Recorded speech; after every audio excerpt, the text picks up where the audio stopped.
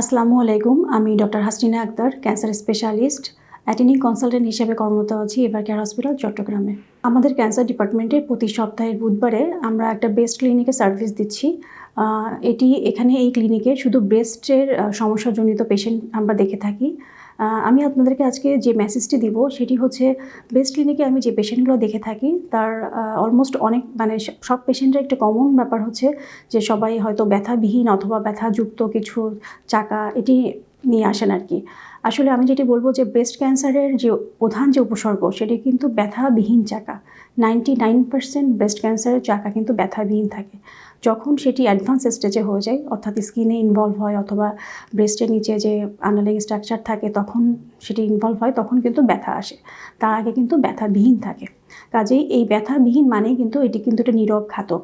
কাজেই আপনাকে কিন্তু এই ব্যথাবিহীন চাকাকে যদি আপনি প্রাথমিক পর্যায়ে আমরা ডায়াগনোসিস করতে চাই, তাহলে কিন্তু প্রত্যেক মেয়েকেই, প্রত্যেক নারীকেই আমাদের 30 বছর বয়সের পর থেকে কিন্তু ব্রেস্ট স্ক্রিনিংয়ের আওতায় আসতে হবে। এখন আসা যাক ব্রেস্ট স্ক্রিনিং। আমি পূর্বের একটি ভিডিওতে ব্রেস্ট স্ক্রিনিংয়ের পদ্ধতিগুলা বা এ সম্পর্কে আমি একটা বিশেষ ভিডিও করেছি। এখন শুধু বলবো যে ব্রেস্ট স্ক্রিনিংয়ের আমি একটি পদ্ধতির কথাই বলবো, যেটি হচ্ছে খুবই গুরুত্বপূর্ণ। সেটি হচ্ছে ম্যামোগ্রাম অফ দ্য ব্রেস্ট, অর্থাৎ ব্রেস্টের একটি এক্সরে। এই এক্সরের মাধ্যমে খুবই সূক্ষ্ম, খুবই ছোট্ট, যেটি আপনি হাতেও বুঝবেন না, সেই সূক্ষ্ম লেশনটি কিন্তু, সূক্ষ্ম চাকাটি কিন্তু আমি এই ব্রেস্টের এই ম্যামোগ্রামের মাধ্যমেই আমি কিন্তু ডায়াগনোসিস করতে পারবো। অর্থাৎ উপসর্গবিহীন ছাড়াই কিন্তু আপনি প্রাথমিক পর্যায়ে ব্রেস্টের ক্যান্সারের যে চাকাটি সেটি কিন্তু আপনি নির্ণয় করতে পারবো।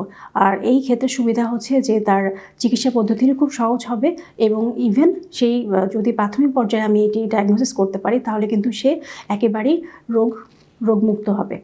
অর্থাৎ প্রত্যেক নারী আমরা কি করব, 30 বছরের পর থেকেই, উন্নতশীল দেশে বলা হয় যে প্রতি বছরই একবার করে ম্যামোগ্রাফ করার কথা, কিন্তু আমাদের দেশের জন্য আসলে এটা সম্ভব না। এজন্য আমরা বলি প্রতি 3 বছর পর পর অ্যাটলিস্ট একটি পরীক্ষা করতে, সেটি হচ্ছে ম্যামোগ্রাম অফ দ্য ব্রেস্ট।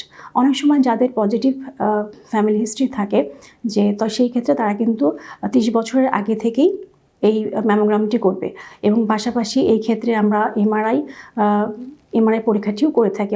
অনেক সময় আমরা পাশাপাশি আল্ট্রাসোনোগ্রাম অফ দ্য ব্রেস্টও করে থাকি।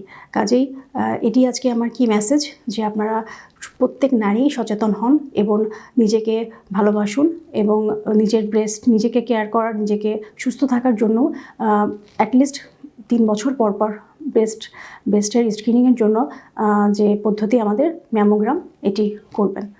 আজকে এই পর্যন্তই। ভালো থাকবেন, সুস্থ থাকবেন।